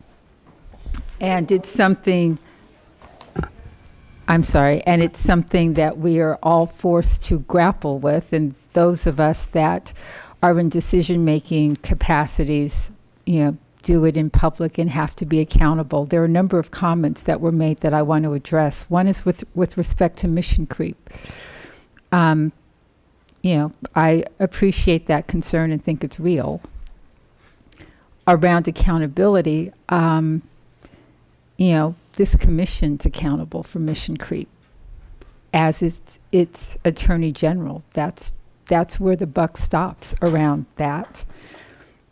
And I take that seriously, and I'm certain that the commissioners that share the dais with me do as well. Many of the concerns that have been raised about these guidelines have been general in nature, with respect to what could happen, not necessarily what's in front of us. There have also been significant references to programs throughout the country. I would simply say to those of you who have been advocates around this issue, and it's, again, dating back to its initial introduction in 2014, that you should take heart that what you've had to say has resulted in this particular item coming forward in a very limited fashion. On its face, I suspect, designed to enhance the efforts of officers in very, very, very dangerous situations. So again, I do want to acknowledge the limited nature, the incredibly careful work that has been done by the commissioners.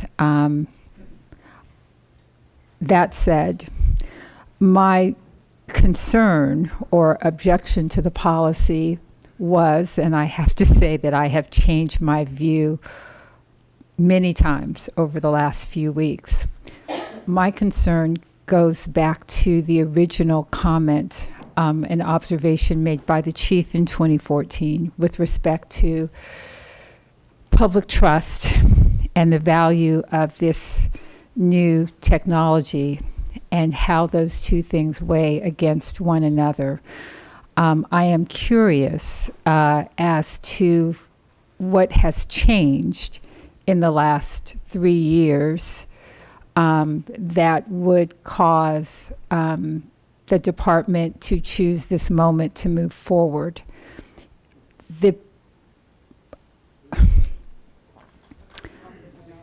And if you want to address that, yes, that would be, yes, if you could please address that, that would be helpful. So a number of things have happened that have made me think this was worth revisiting. One is that some time has passed where a number of other law enforcement entities have implemented programs similar to this, and we have been able to see what fruit that bore. So we have some professional practices in front of us that have paved the way. Second, we have had a much more robust feedback mechanism, and literally the 2.5 years of constant discussion by this body and many, many members of the public, not just the people here, but many other members of the public regarding this. So I think that when I weigh public trust and cost benefit of the program, I think a lot of trust is engendered through the process. We're not necessarily looking. I let all of you talk. Jim, please, I let all of you talk. Do I interrupt you when you're at the podium? We'll just go into closed session and then come back in an hour or so. So either you're going to hear it out and let them speak. And I appreciate that because I know that all of you think that the process means nothing to me, but that is not true. You know, I've been part of this process for generations. And I don't always agree with you, and you don't always agree with me. But we have to respect the process and your ability to give input without, you know, and I appreciate your desire or some of your desires for theater and making a large statement. But the important piece is that we have this discussion. Now, are we going to agree in the end? Maybe not. But I will have heard you. And I appreciate the fact that you would give me the same respect that I give all of you.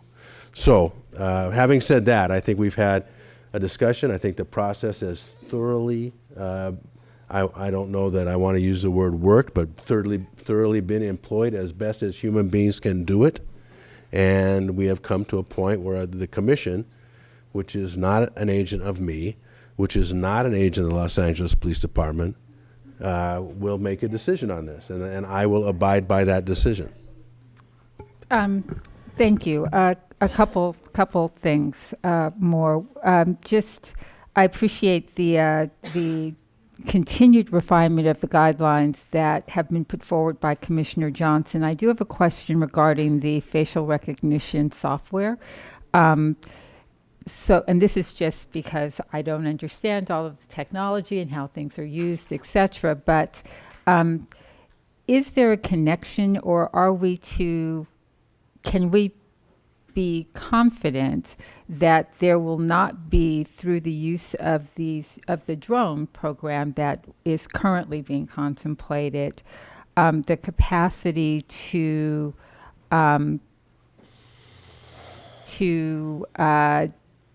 use facial recognition software either during or subsequent to?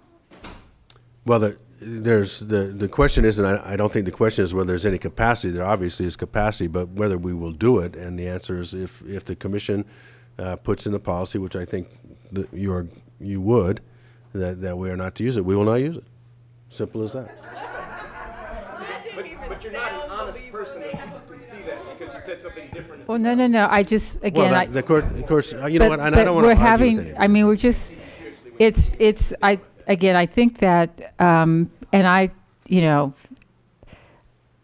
I can only imagine the passion with which people are engaging in this conversation, and I appreciate it, and I just want to, I think it's the intention of the board via Commissioner Johnson's amendment, that what we achieve, which is why I asked the question, and I appreciate the, heads up that it not being on the particular device doesn't mean that it can't be done. So I think it's the intention that the policy not, that the data that is collected in these, through the use of these devices, not result in or be used in order to identify folks via facial recognition software. So to the extent that that is the intention, it would be my hope that that would be clarified in the guidelines if they're adopted today. Intentions and outcomes are two different things. So, if I may.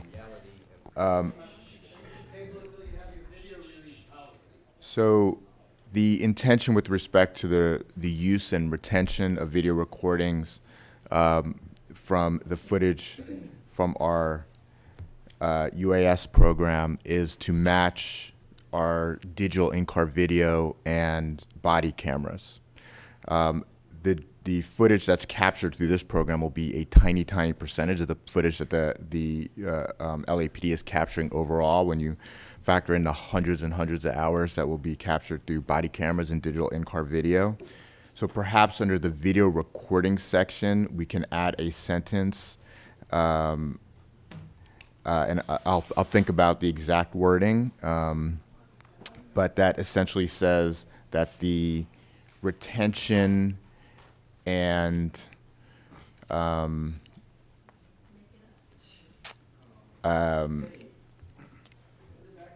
use of the recordings will be consistent with the policy established for digital in-car video and body cameras. That's the intent. Okay. Commissioner Okay. McLean, he'll continue. Have you read the Black Identity Extremity? So, just How this feeds into the BIE report? so a couple things, and I will conclude. I'm not certain how or if this policy will be adopted today. I will say that if it is, that there will be built into the guidelines, at least 3 additional opportunities to revisit how the program is moving forward, and ultimately a final report to determine next steps. And I appreciate that that is the case. I will also say, however, that while I take little issue with the work done by the commissioners or with the guidelines themselves as presented, that I am not satisfied that this department has done what it should do and needs to do in order to build the trust that is required to support the implementation of this technology. And it's for that reason that I will not be voting for the guidelines.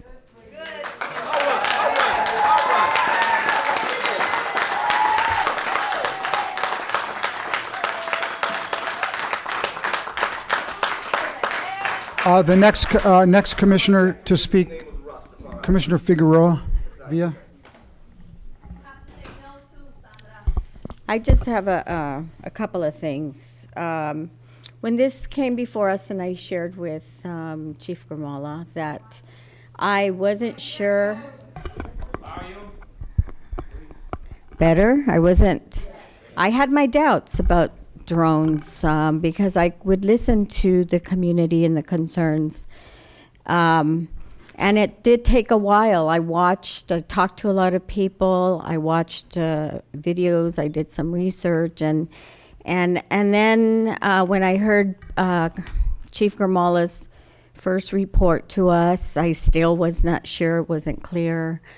However, when I listened to our subcommittee members, Commissioner Goldsmith and Commissioner Johnson, and having worked with them on different subcommittees, I know for a fact that when we discuss community concerns, before we put forth policies, that they listen and they take into consideration concerns, the concerns very seriously, but we also have to listen to our police department, and we also have to, we need, let me finish, please. Thank you. So we have to, I know for a fact that this policy as it's written and listening and working, that our subcommittee working with the police department have come up with a balanced policy. For now, this is a pilot program. It's going to come back to us. It's and as it goes along, we will be looking at it. We're not going to wait a year to look at it again to make sure that we're following how it's going to be implemented. I think excuse me. Hold on for a second. Sir, would you stand for a second, sir? No, I will not. Okay, I'm going to give you a last warning. I'll give you a last warning, and then we'll just go into closed session. We already know the outcome. Why do we care? The approve. Said she's voting for it, and you two are voting for it. We already see the outcome. Why do we care? Go ahead. And after understanding the approvals for deployment, who's going to, how it's going to, where it's going to be deployed, it's not coming over my house. Where I live, there's drones. Someone's operating drones all over my neighborhood, and I have no idea who that is. But I do know when I read that it's LAPD, I know it's not LAPD. I'm comfortable with the process for deployment right now.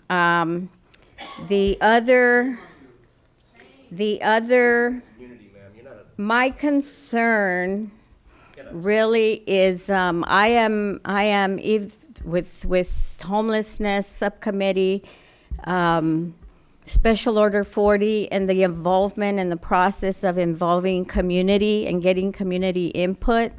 I never thought in my lifetime that I would see LAPD really, and I'm being really honest, is be so inclusive and really do a lot of outreach.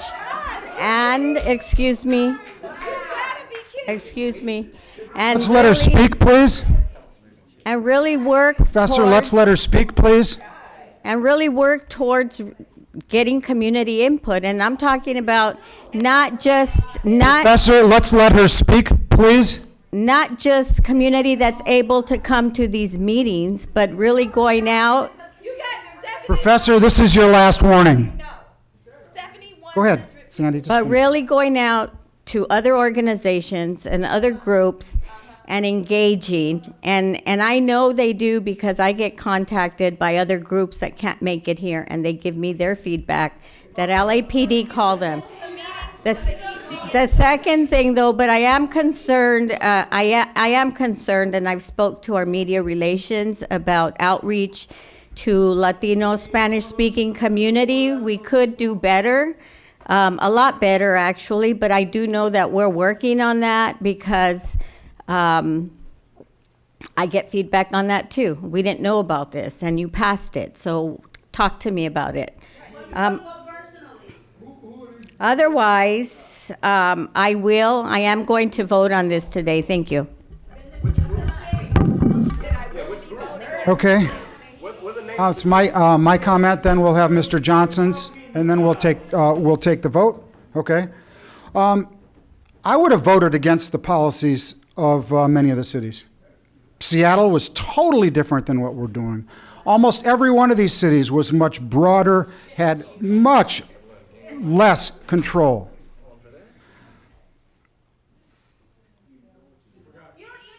The limited situations by specialized units for limited purposes to preserve the lives of officers, suspects, and the public is a very narrow needle to thread. Every ask to use, whether approved or denied, will be logged and made public. The Inspector General and the Los Angeles Police Commission will constantly monitor the one-year test and modify the policy if necessary. Some of the opposition seem to either, number one, focus on the very narrow use restriction, the type of equipment. It's really a small Best Buy commercial type equipment. Or B, some of the opposition from the extreme point of view was very clear that no policy is acceptable. In other words, the issue here isn't drones. The issue is a universal distrust and categorical distrust of the men and women of the Los Angeles Police Department. And I will close by saying I have a general trust and respect for the men and women of the Los Angeles Police Department, and I will vote for this policy as amended. Commissioner Johnson.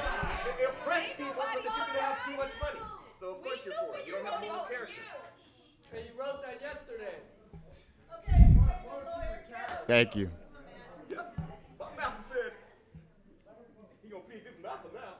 Commissioner Johnson.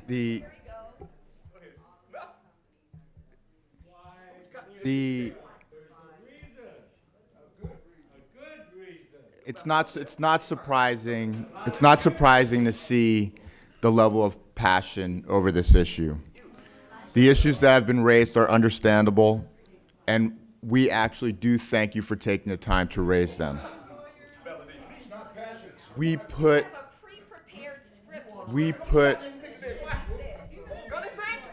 a lot of thought into the initial draft of the policy.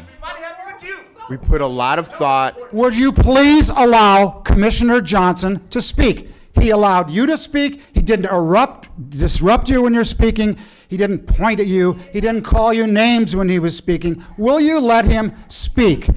Please. If you won't, we are going to go into closed session. You may not care. I do. So I actually think what I'll do is I'll just release a statement. Okay. But I want to good. put on the record I'm going to put on the record the amendments once again so we can vote on the policy as amended. The first amendment, again, is with respect to page 4, documentation and inspection procedures. At the end of the second and third paragraphs in that section, we're going to add, and the Office of the Inspector General. The second amendment is at the end of prohibited uses, is to add, an SUAS shall not be deployed with any facial recognition software or analysis capabilities. Can we verify that? And the final, how do we verify that?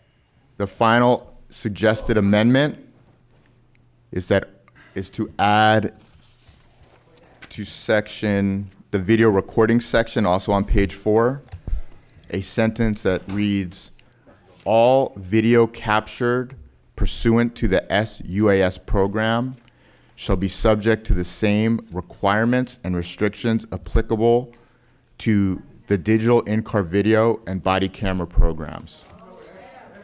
So for those of you who think that the comments that were raised by this group over the last 2 weeks were not listened to, these amendments, plus the amendments that were made after our last meeting, were a direct result of this process.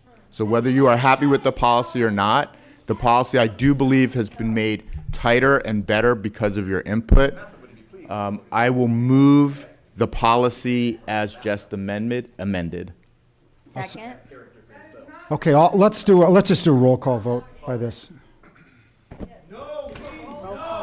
Okay, we'll do a roll call vote. We have Commissioner Sobro. I vote yes. Johnson. Yes. Figueroa Villa. Yes. McLean Hill. Okay, so the passes 3-1. 3-1. Next item.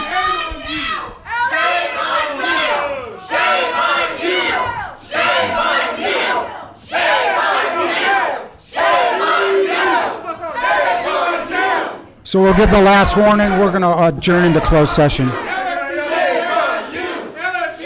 We'll adjourn into closed session. Board of Police Commissioners will now recess into closed session to discuss item number 5A1, 2, and 3 in accordance with Government Code 54957.